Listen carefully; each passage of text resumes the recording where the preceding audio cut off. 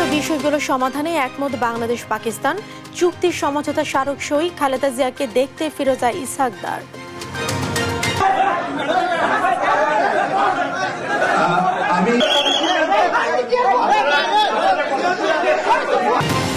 ব্রাহ্মণবাড়িয়ার আসনে সীমানা পুনর্নির্ধারণে শুনানিতে হাতাহাতি, হেনস্থার অভিযোগ রুমিন ফারহানার ক্ষোভ ঝাড়লেন হাসনাত। যেটা 15 বছরে হয় নাই সেটা আজকে হয়েছে।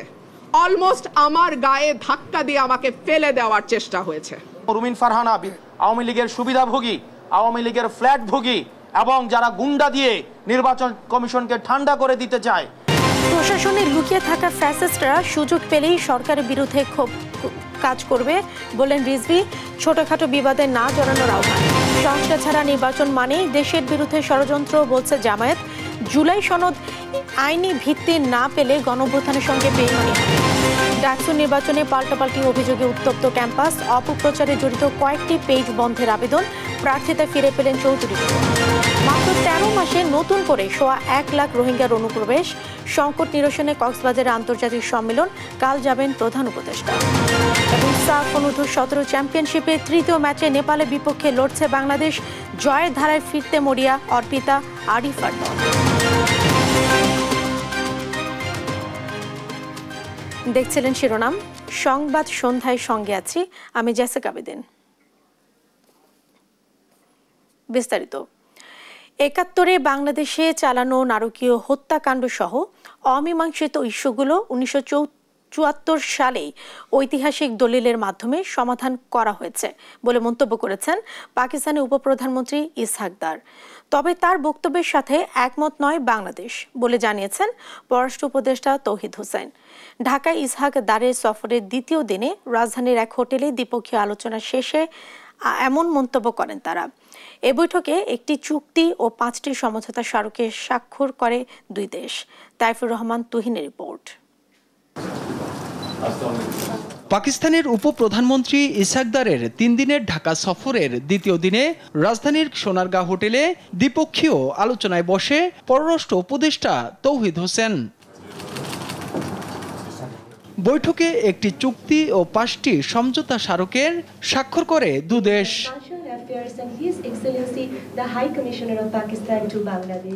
এ সময় পাকিস্তানের উপপ্রধানমন্ত্রী ও পররাষ্ট্রমন্ত্রী ইসহাকদার বলেন, 71-এ বাংলাদেশে মুক্তিযুদ্ধের সময়ে ঘটে যাওয়া বিষয়গুলো 1974 সালে এবং পারভেজ মোশাররফ প্রেসিডেন্ট থাকা অবস্থায় সমাধান হয়ে গেছে।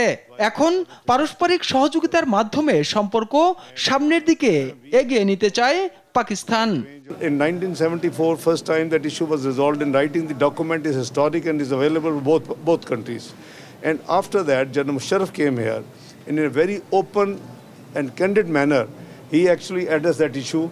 And I think between a family, between brothers. পরে বৈঠক নিয়ে বাংলাদেশের অবস্থান জানাতে ফরেন সার্ভিস একাডেমিতে কথা বলেন পররাষ্ট্র উপদেষ্টা তৌহিদ হোসেন। একটা তার মধ্যে দ্বিপাক্ষিক চুক্তি এবং 5টি সমঝোতা স্মারক। তিনি বলেন, পারস্পরিক সম্মানের ভিত্তিতে সম্পর্ক এগিয়ে নিয়ে যাবার ব্যাপারে একমত দুদেশ। দুই দেশের মধ্যে বিদ্যমান যে অমীমাংসিত বিষয়, ঐতিহাসিক বিষয়গুলি আছে, সেগুলি নিয়ে আমাদের মধ্যে আলোচনা হয়েছে। বৈঠকে দুই পক্ষ বাণিজ্য সম্প্রসারণ এবং বিনিয়োগ বৃদ্ধির প্রয়োজনীয়তার উপর জোর দিয়েছে। টেক্সটাইল, জ্বালানি, ঔষধ শিল্প, কৃষিপণ্য, তথ্য প্রযুক্তি, এই খাতগুলিকে আমরা বেশি সম্ভাবনা বলে মনে করেছি। তিনি বলেন, 1971 সালে গণহত্যা সহ অমীমাংসিত ইস্যুর সমাধান হয়ে গেছে। পাকিস্তানের উপপ্রধানমন্ত্রীর বক্তব্যের সাথে একমত নয় বাংলাদেশ। অবস্থান খুব পরিষ্কার। আমরা চাই যে হিসাবপত্র হোক, টাকা পয়সার যে ব্যাপার সেটা সমাধান হোক। এখানে গণহত্যা হয়েছে সেটার ব্যাপারে তারা দুঃখ প্রকাশ করুক, মাপ চাক। সামনের দিনগুলোতে আলোচনার মধ্য দিয়ে দুই দেশের মধ্যে অমীমাংসিত বিষয়গুলোর সমাধান হবে বলেও জানান পররাষ্ট্র উপদেষ্টা। দ্বিপাক্ষিক সম্পর্ককে যাতে খুব স্মুথলি এগোতে পারে, এই জন্য এদেরকে পিছনে ফেলতে হবে। তাইফুর রহমান তুহিন, দেশ টিভি, ঢাকা। অন্তর্বর্তী সরকারের প্রধান উপদেষ্টা ডক্টর ইউনূসের সঙ্গে সৌজন্য সাক্ষাৎ করেছেন পাকিস্তানের উপপ্রধানমন্ত্রী ও পররাষ্ট্রমন্ত্রী ইসহাকদার। রোববার বিকেলে রাজধানীর ঢাকায় রাষ্ট্র অতিথি ভবন যমুনায় উভয় পক্ষের মধ্যে এই সাক্ষাৎ হয়। প্রধান উপদেষ্টার প্রেস উইং থেকে পাঠানো এক বার্তায় এ তথ্য জানানো হয়। বৈঠকে উভয় দেশের স্বার্থ সংশ্লিষ্ট বিষয় নিয়ে আলোচনা হয়েছে।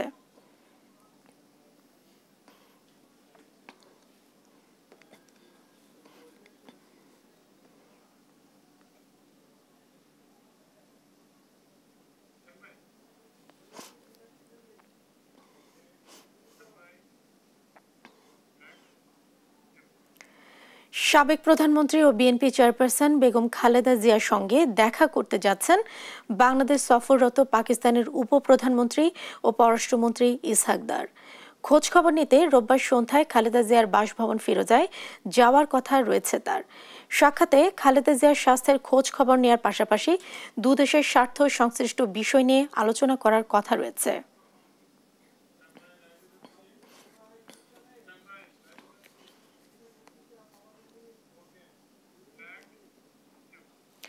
দর্শক, গুলশানে বিএনপি চেয়ারপারসনের বাসভবনের সামনে রয়েছেন আমাদের সহকর্মী মোহাম্মদ আলাউদ্দিন। আমরা যুক্ত হচ্ছি তার সঙ্গে। আলাউদ্দিন, পাকিস্তানের পররাষ্ট্রমন্ত্রী পৌঁছেছেন কিনা, কি তথ্য রয়েছে আপনার কাছে?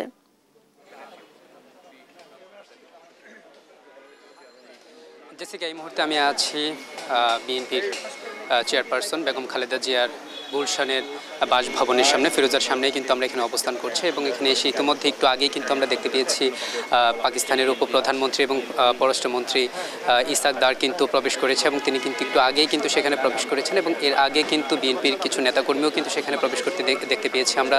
সেই সঙ্গে বিএনপি মহাসচিব মির্জা ফখরুল ইসলাম আলমগীরকেও কিন্তু আমরা দেখতে পেয়েছি ভিতরে প্রবেশ করেছেন এবং আমরা যেমনটি জানতে পারি যে পাকিস্তানের উপপ্রধানমন্ত্রী এবং পররাষ্ট্রমন্ত্রী ইসহাক দার এখানে মূলত এসেছেন বেগম খালেদা জিয়ার স্বাস্থ্যের খোঁজ খবর নিতে এবং সেই সঙ্গে আমরা কিন্তু জানি যে গতকাল তিনি বাংলাদেশে তিনি 2 দিনের সফরে এসেছেন এবং সেই সঙ্গে সফরে আসা তার মূল উদ্দেশ্য ছিল বাংলাদেশের সঙ্গে রাজনৈতিক, অর্থনৈতিক এবং সেই সঙ্গে রাজনৈতিক, অর্থনৈতিক এবং বাণিজ্যিক যে চুক্তিগুলো রয়েছে সেই চুক্তি করার জন্য এবং দীর্ঘ 1 যুগেরও বেশি সময় ধরে কিন্তু পাকিস্তানের কোনো উচ্চপদস্থ কর্মকর্তা বা কর্তা ব্যক্তি বাংলাদেশে এর মধ্যে আসেনি।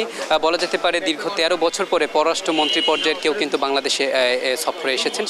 এই ক্ষেত্রে কিন্তু সবাই এটিকে খুবই যুগান্তকারী একটি সফর হিসেবেও দেখছেন। সেই সঙ্গে সবাই আশা করছেন যে শীতল সম্পর্ক বাংলাদেশ এবং পাকিস্তানের মধ্যে রয়েছে সেই সম্পর্কটি কিন্তু বলা যেতে পারে পুনরুজ্জীবিত হবে। তো আমি যদি একটু দেখাই, ঠিক আমার পেছনেই কিন্তু আপনারা এখানে দেখতে পাবেন, আমরা ঠিক গেটের সামনেই অবস্থান করছি এবং এখানে কিন্তু বিভিন্ন রাজনৈতিক ব্যক্তিবর্গের পাশাপাশি আমরা দেখতে পাচ্ছি যে আইনশৃঙ্খলা বাহিনীরাও কিন্তু এখানে আছেন এবং আইনশৃঙ্খলা বাহিনীরা কিন্তু পর্যাপ্ত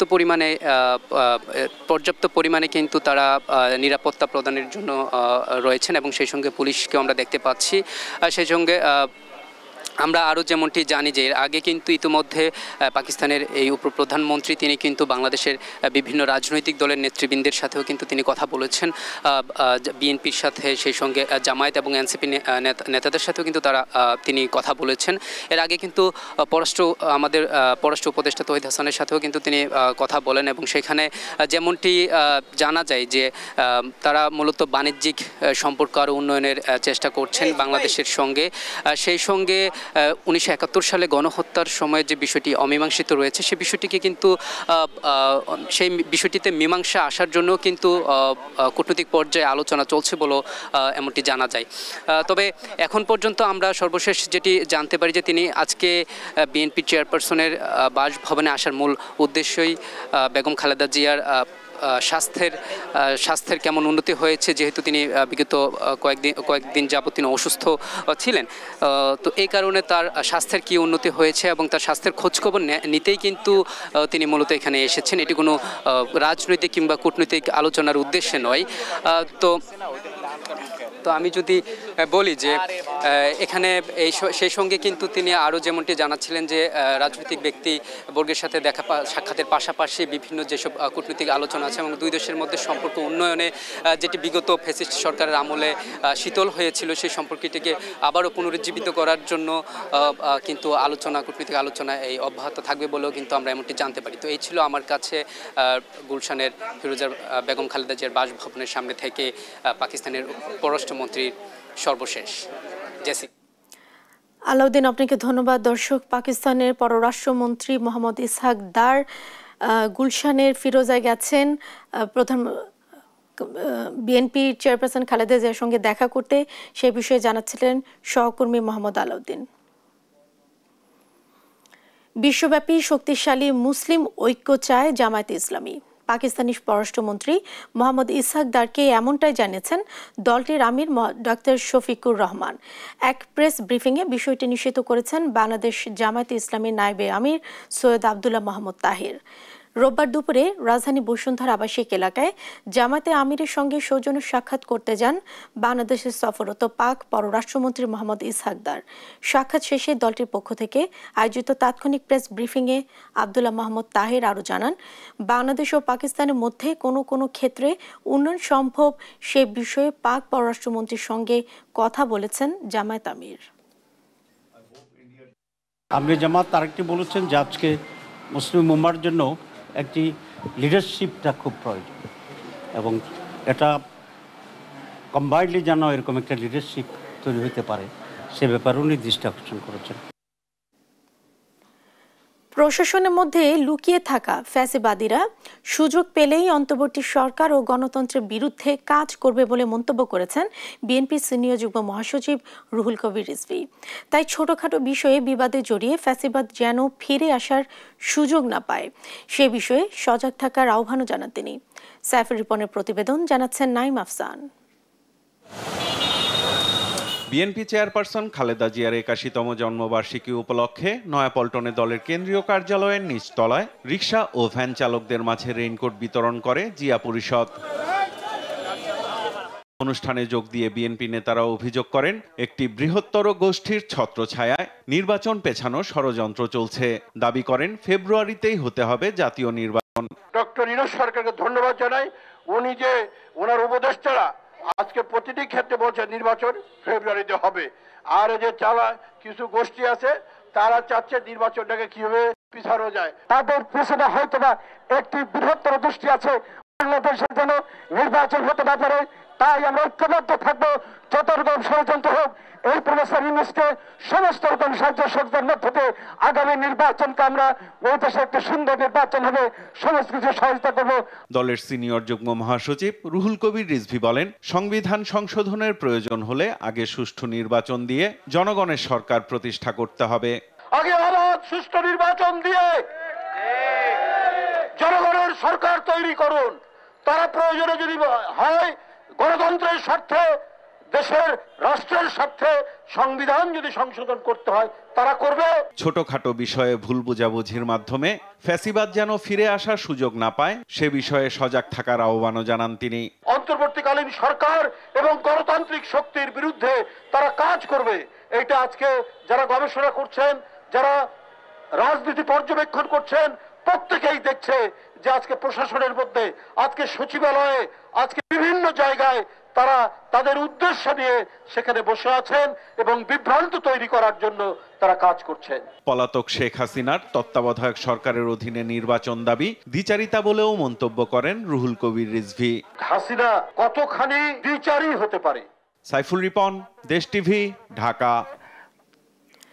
প্রচলিত পদ্ধতিতে নির্বাচন হলে ভোট কেন্দ্র দখল ও পেশি শক্তি যারা ব্যবহার করে সেই চক্র এখনো বিদ্যমান আছে বলে মনে করেন জামায়াত ইসলামী নায়েবে আমির আব্দুল্লাহ মাহমুদ তাহের।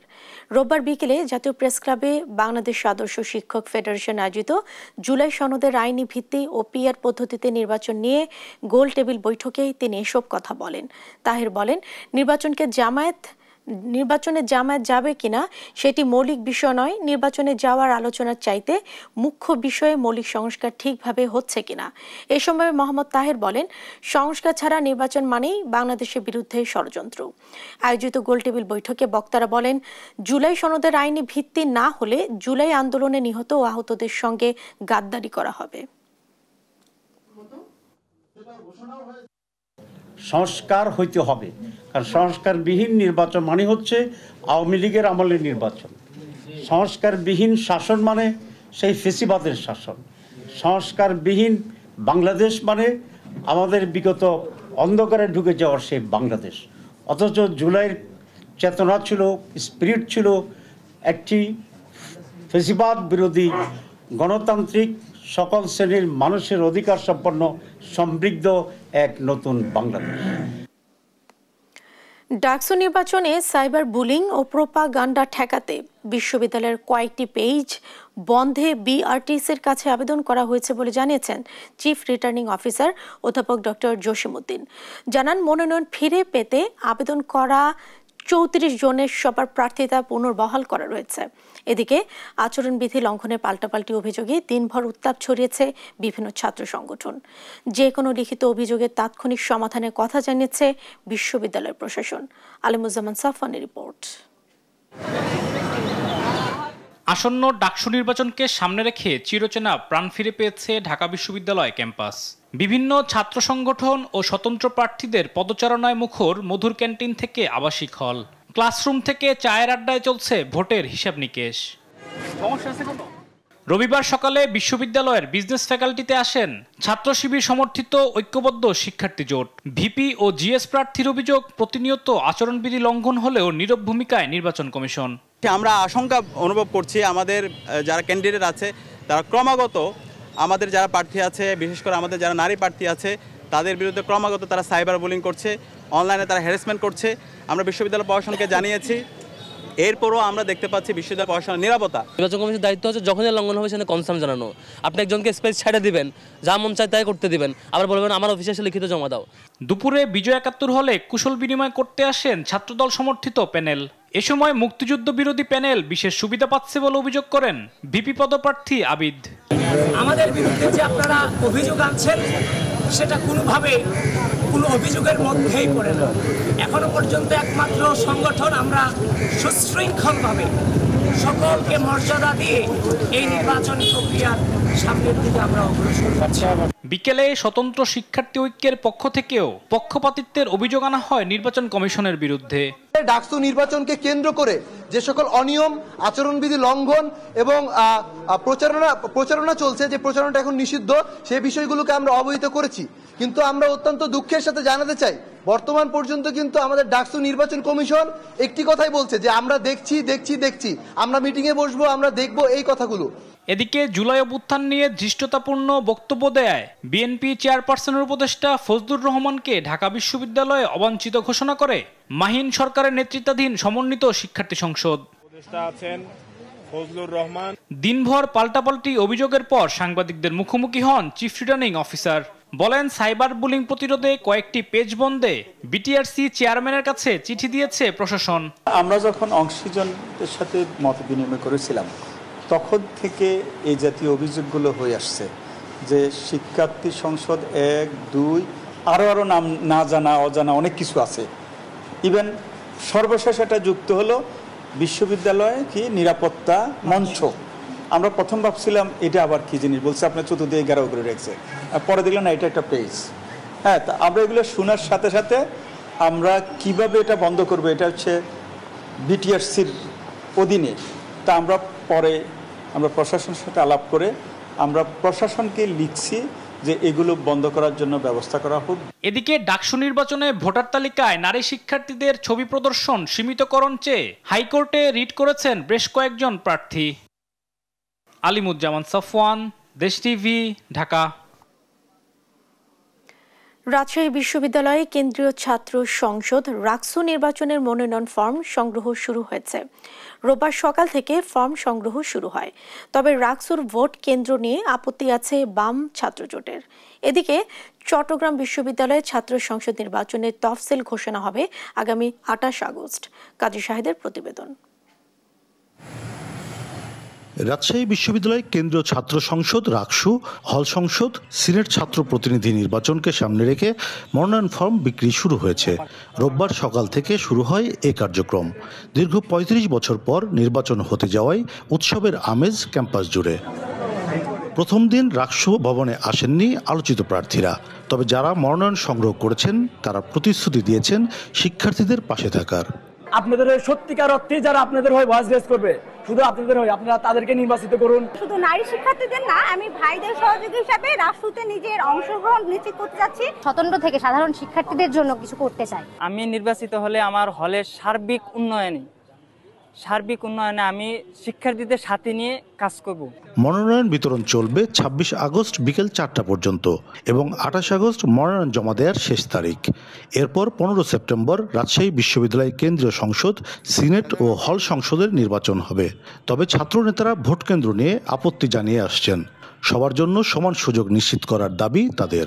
একপাক্ষিক কোনো না কোনোভাবে এই প্রশাসন তাদের দ্বারা প্ররোচিত হচ্ছে। ক্যাম্পাসের গণতান্ত্রিক যে সহ অবস্থান এটা আসলে নিশ্চিত করতে হবে। তফসিলে একটা বিষয় নিয়ে আমাদের আপত্তি রয়েছে, সেটা হচ্ছে যে হলে যে ভোট কেন্দ্র স্থাপনের সিদ্ধান্ত হয়েছে সেটা আমরা বিরোধিতা করছি। মনোনয়ন ফর্ম বিক্রি শুরু করে নির্বাচনের দায়িত্বে থাকা কর্মকর্তারা বলছেন ভোট হবে উৎসবমুখর, সবার জন্য থাকবে সমান সুযোগ। এখন পর্যন্ত আইন শৃঙ্খলা পরিস্থিতি সহ সকল পরিস্থিতি আমাদের অনুকূলে আছে। সকল ছাত্র সংগঠনের মাঝে সৌহার্দ্যপূর্ণ সম্প্রীতি তাদের মাঝে বজায় রয়েছে এবং আমরা আশা করছি যে একটি সুন্দর নির্বাচন আমরা উপহার দিতে পারি। যৌক্তিক দাবিগুলো নিয়ে যাতে রাষ্ট্র নির্বাচনটা স্বতঃস্ফূর্ত ফেস্টিভ মুডে হয়, সেটা আপনার আমার সকলের কাম্য। এদিকে আগামী 28 আগস্ট ঘোষণা হবে চট্টগ্রাম বিশ্ববিদ্যালয় ছাত্র সংসদ চাকসু নির্বাচনের তফসিল।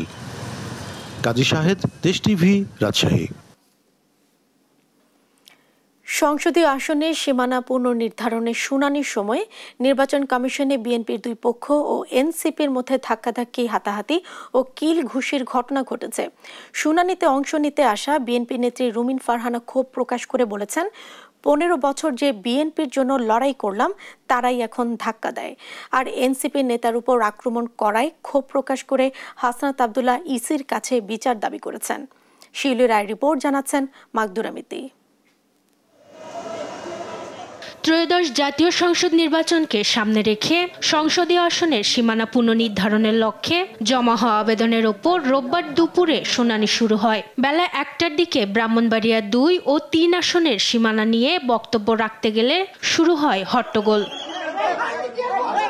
বিএনপি নেত্রী রুমিন ফারহানা অভিযোগ করেন, ব্রাহ্মণবাড়িয়া 3 আসনে বিএনপির সম্ভাব্য প্রার্থী খালেদ হোসেন মাহবুব শ্যামল গুন্ডাপান্ডা নিয়ে ইসিতে প্রবেশ করে তাকে ধাক্কা দিয়ে ফেলে দেওয়ার চেষ্টা করে। ব্রাহ্মণবাড়িয়া 3-এ যিনি প্রার্থী তিনি তার সদল বলে 20-25 জন মিলে গুন্ডাপান্ডার মতন তারা সেখানে আচরণ করলেন। অত্যন্ত দুঃখজনক, অত্যন্ত লজ্জাজনক এবং আমি মনে করি এটা কমিশনের যে ভাবমূর্তি, যে গাম্ভীর্য এবং যে সম্মান সেইটার সঙ্গে এটা যায় না। অলমোস্ট আমার গায়ে ধাক্কা দিয়ে আমাকে ফেলে দেওয়ার চেষ্টা হয়েছে। যেই বিএনপির নেতা কর্মীদের জন্য গত 15 বছর লড়াই করলাম তারা আমাকে এখন ধাক্কা দেয়। এক পর্যায়ে এনসিপি নেতা মোহাম্মদ আতাউল্লাহর সঙ্গে ধাক্কাধাক্কি হয় রুমিন ফারহানার। আতাউল্লাহর অভিযোগ, তাকে ফেলে দিয়ে লাথি মেরেছে রুমিন ফারহানার লোকজন। তারা আমাকে বের করে দেওয়ার চেষ্টা করছে। এনসিপি নেতার উপর আক্রমণ করায় নির্বাচন কমিশনে আসেন এনসিপির দক্ষিণ অঞ্চলের মুখ্য সংগঠক হাসনাত আব্দুল্লাহ। হাসনাত আব্দুল্লাহর অভিযোগ, বিএনপির দপ্তর সম্পাদকের ভূমিকা পালন করছে ইসি। এভাবে নির্বাচন কমিশন যেভাবে দলকানা একটি দলের প্রতি একটি দলের এজেন্ডা বাস্তবায়নে যেভাবে নির্লজ্জের মতো কাজ করছে, সেটি আমাদের যে নির্বাচনমুখী আমরা হচ্ছি সেটির অন্তরায় বলে আমরা মনে করছি। তিনি আরো বলেন, বিএনপির আওয়ামী লীগ বিষয়ক সম্পাদক হচ্ছেন রুমিন ফারহানা। হাসিনার সময় আমরা বলতে শুনেছি, হাসিনা বলতো 20টা হুন্ডা 10টা গুন্ডা, নির্বাচন ঠান্ডা। আর আজকে রুমিন ফারহানা, যিনি হাসিনার কাছে ফ্ল্যাটের জন্য আবেদন করেছেন, যিনি হাসিনার পতনে সবচেয়ে বেশি আমার মনে হয় কষ্ট পেয়েছেন, সবচেয়ে বেশি কষ্ট পেয়েছেন, তিনি হচ্ছেন রুমিন ফারহানা। আমরা 15 আগস্টে আওয়ামী লীগ থেকেও বেশি আওয়ামী লীগ পণ্য যাদেরকে মনে হয় তাদের মধ্যে রুমিন ফারহানা অন্যতম। এদিকে এ ঘটনার বিচার দাবি করে ইসি বরাবর চিঠি দিয়েছে এনসিপি। তারা সিইসির পদত্যাগও দাবি করেন। মাকদুরা মিতি, দেশ টিভি, ঢাকা। জুলাই গণ অভ্যুত্থান নিয়ে বিতর্কিত ও বিভ্রান্তিকর মন্তব্যের কারণে বিএনপি চেয়ারপারসনের উপদেষ্টা অ্যাডভোকেট ফজলুর রহমানকে কারণ দর্শানোর নোটিশ দিয়েছে বিএনপি। রোববার বিএনপির কেন্দ্রীয় দফতর থেকে পাঠানো নোটিশে বলা হয়, ফজলুর রহমান জুলাই আগস্টের গণঅভ্যুত্থান নিয়ে ক্রমাগত কুরুচিপূর্ণ ও বিভ্রান্তিকর বক্তব্য দিয়ে আসছেন। তার এসব বক্তব্য জনমনে তীব্র প্রতিক্রিয়া সৃষ্টি করেছে, ক্ষুণ্ণ হচ্ছে দলের সুনাম, এমনকি ধর্মীয় অনুভূতিতে আঘাত নিয়েও কথা বলেছেন তিনি। এ ধরনের উদ্ভট ও শৃঙ্খলা পরিপন্থী বক্তব্যের তার বিরুদ্ধে কেন সাংগঠনিক ব্যবস্থা নেওয়া হবে না, তার যথাযথ কারণ দর্শিয়ে 24 ঘন্টার মধ্যে লিখিত জবাব নয়াপল্টনে দলের কেন্দ্রীয় কার্যালয়ে জমা দেওয়ার জন্য বলা হয়।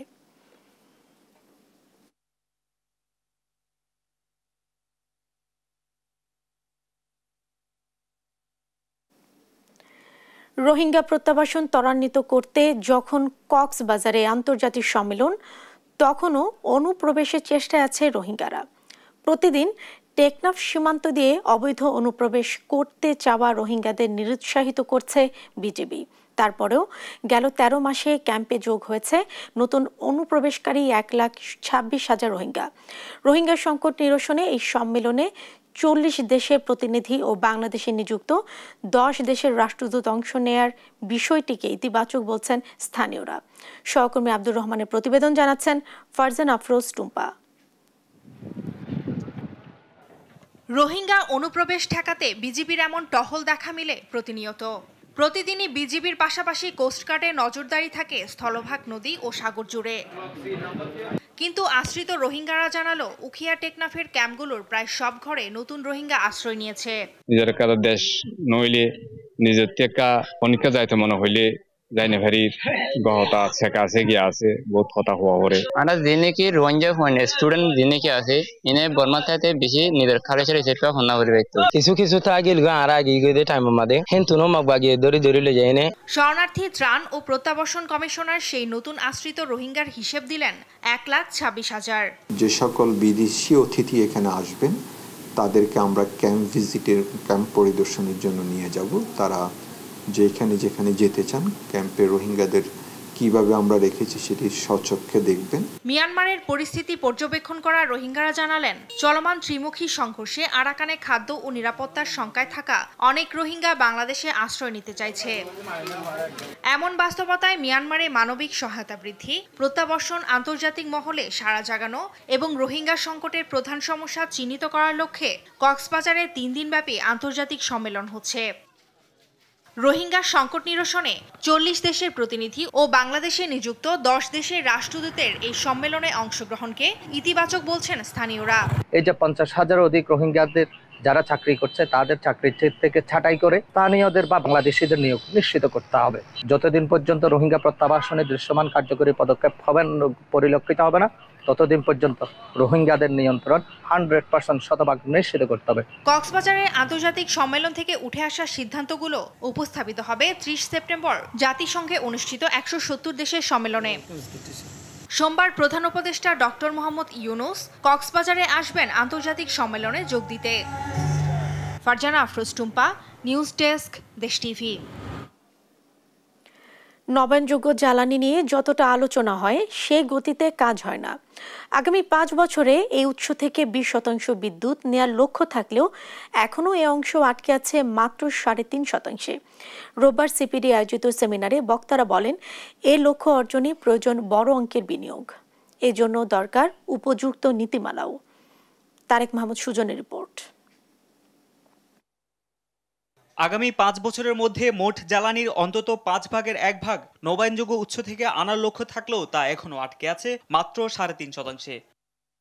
জাতিসংঘ জলবায়ু পরিবর্তন ফ্রেমওয়ার্ক কনভেনশনের নির্দেশনা অনুযায়ী বাংলাদেশকে আরও উচ্চভিলাষী কার্বন নির্গমন হ্রাসের লক্ষ্য নির্ধারণ করতে হবে। জীবাশ্ম জ্বালানির উপর নির্ভরতা কমাতে ইতিমধ্যে বাংলাদেশ 2030 সালের মধ্যে মোট বিদ্যুৎ উৎপাদনের 20% নবায়নযোগ্য জ্বালানি উৎপাদনের লক্ষ্য নির্ধারণ করেছে, যা 2040 সালের মধ্যে 30% উন্নীত করার পরিকল্পনা রয়েছে। তবে এই লক্ষ্য অর্জনে 35.2 বিলিয়ন থেকে 42.6 বিলিয়ন মার্কিন ডলার বিনিয়োগ প্রয়োজন বলে জানায় center for policy dialogue CPD. রোববার রাজধানীর এক সভায় সংস্থাটির উপস্থাপিত গবেষণা প্রতিবেদনে উঠে আসে এ তথ্য। আলোচনায় যোগ দিয়ে সংশ্লিষ্টরা জানান, নবায়নযোগ্য জ্বালানি বাড়াতে দ্রুত পদক্ষেপ না নিলে জলবায়ু প্রতিশ্রুতি পূরণে বাংলাদেশ আরও পিছিয়ে পড়বে। NDC 4 কি হবে সেটার কাজের জন্য যে কাজগুলো সেটার জন্য যা করতে হবে সেটারও প্রস্তুতি তখন থেকেই নিতে হবে আমাদেরকে। পরিবেশ বা জলবায়ু পরিবর্তনগত বিষয় অনেক কিছুই আমরা কম গুরুত্ব দিই, কারণ এই সেক্টরটি অতটা পাওয়ারফুল নয়। এই বিপুল পরিমাণ অর্থের সংকুলন নিশ্চয়ই রাষ্ট্র একা করতে পারবে না, প্রাইভেট সেক্টরের সহযোগিতার প্রয়োজন হবে। দেশের গ্রামীণ পর্যায়ে বাসাবাড়িতে সৌর বিদ্যুৎ স্থাপনের পাশাপাশি ইন্ডাস্ট্রিয়াল রুফটপ প্রজেক্টের উপরও গুরুত্ব দেন অনেকে। আপনি যদি বাসাবাড়িতে 1 কিলোওয়াট করে লাগাতে পারেন, 1 কিলোওয়াট কিন্তু বেশি না, জাস্ট 2টো প্যানেল, এখন এক একটা প্যানেলই 500 থেকে 600 ওয়াট। ফলে দুটো করে যদি লাগাতে পারেন, your potential is almost 20,000 megawatt. Green grid থেকে যদি ইলেকট্রিসিটি না নেয় তাহলে বিজনেস যারা কমপ্লাই করছে পলিসির সাথে, ইন্ডিয়া, ভিয়েতনাম, তাদের কাছে চলে যাবে। দিকে নবায়নযোগ্য জ্বালানি বাড়াতে দেশীয় বিনিয়োগ অন্তর্ভুক্ত করার বিষয় বিবেচনা করা হবে বলে জানান অতিরিক্ত সচিব ডক্টর ফাহমিদা খানম। আজকে রিসার্চের যে আউটকামগুলো আছে, দুটো রিসার্চ পেপার নিয়ে যে আলোচনা হলো, তার উপরে যে ডিসকাশন হলো, সেগুলো আমরা অবশ্যই এগুলো আমাদের ডিসকাশনের মধ্যে আনবো। লক্ষ্য পূরণে প্রয়োজনীয় বিনিয়োগ, আঞ্চলিক বিদ্যুৎ বাণিজ্য জোরদার ও আন্তর্জাতিক জলবায়ু তহবিল থেকে অর্থ সংগ্রহের উপরও জোর দেন বক্তারা। তারেক মাহমুদ সুজন, দেশ টিভি, ঢাকা। কোটা সংস্কার আন্দোলনে শহীদ আবু সাইদ পুলিশের গুলিতে অতিরিক্ত রক্তক্ষরণের কারণেই মারা যায় বলে দাবি করেছেন রংপুর মেডিকেল বিশ্ববিদ্যালয়ের ময়না তদন্তকারী চিকিৎসক ডক্টর রাজিবুল ইসলাম। শেখ হাসিনা সহ 3 জনের বিরুদ্ধে 7ম দিনের সাক্ষ্যে উঠে এসেছে এমন তথ্য। মাথায় ইট পাটকেলের আঘাতে আবু সাইদের মৃত্যু হয়েছে এমন প্রতিবেদন দিতে তৎকালীন সরকার ও আইন শৃঙ্খলা বাহিনী তাকে চাপ দিয়েছিল বলেও জানান তিনি। সাবরিনা মজুমদারের রিপোর্ট। জুলাই গণ অভ্যুত্থানের প্রথম শহীদ আবু সাইদ। গুলির সামনে দুহাত প্রসারিত করে আবু সাইদের আত্মত্যাগ দাবানলের মতো ছড়িয়ে পড়ে। পতন হয় ফ্যাসিবাদের। তাকে লক্ষ্য করে পুলিশের গুলির ভিডিও দেখেছে পুরো বিশ্ব। আবু সাইদ হত্যার ঘটনার প্রেক্ষাপট বদলে দিয়ে আন্দোলন দমনে কি করেছিল শেখ হাসিনা সরকার, সোমবার আন্তর্জাতিক অপরাধ ট্রাইব্যুনালের সাক্ষ্য গ্রহণে উঠে আসে সেই চিত্র। রংপুর মেডিকেলের ফরেনসিক বিভাগের সহকারী অধ্যাপক ডাক্তার রাজিবুল জানান, আবু সাইদের ময়নাতদন্ত রিপোর্ট বদলাতে দেয়া হয় নানামুখী চাপ। তিনি আরও জানান, ময়নাতদন্তের প্রথম রিপোর্টে আবু সাইদের মৃত্যুর কারণ গুলির কারণে অভ্যন্তরীণ রক্তক্ষরণ উল্লেখ করায় তা গ্রহণ করেনি আইন শৃঙ্খলা বাহিনী। এরপর আরও 3 বার রিপোর্ট বদলের জন্য দেয়া হয় নানা রকম হুমকি। সরকারের উচ্চ মহল থেকে নানামুখী চাপ ও মামলার আসামি করার হুমকি দেয়া হয়। এ সময় এজলাসে কান্নায় ভেঙে পড়েন রাজিবুল।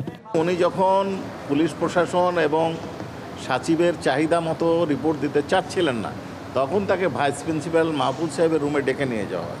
ডেকে নিয়ে যে সচিব প্রধান এবং পুলিশের 2 জন কর্মকর্তার নাম উনি বলেছেন, সেইখানে উপস্থিত থাকে। তারপর চাপ প্রয়োগ করা হয় এবং বলা হয় এটা নেত্রীর চাহিদা, এইভাবেই দিতে হবে। তখন উনি বাধ্য হয়ে বর্ণনা সঠিক রেখে শুধুমাত্র গান শট শব্দটা বাদ দিয়ে মতামত দিয়েছেন। তবে উনি কৌশলে বলেছেন সার্কমস্টেন্সিয়াল এভিডেন্স আপনারা বিবেচনা করবেন। এদিন মেহেরপুরে শিবির নেতাকে গুম করে হত্যার অভিযোগে সাবেক জনপ্রশাসন মন্ত্রী ফরহাদ হোসেনকে কারাগারে পাঠানোর নির্দেশ দিয়েছেন ট্রাইব্যুনাল। আর শাপলা চত্বর হত্যাযজ্ঞের মামলায় সাবেক আইজিপি শহীদুল হক সহ গ্রেপ্তার 4 আসামিকে 1 দিন করে জিজ্ঞাসাবাদের অনুমতি দেওয়া হয়েছে। এছাড়া গুমের মামলায় শেখ হাসিনা, জিয়াউল আহসান সহ 11 জনের বিরুদ্ধে 26 অক্টোবর তদন্ত প্রতিবেদন দিতে বলেছেন ট্রাইব্যুনাল 1। সাবরিনা মজুমদার, দেশ টিভি, ঢাকা।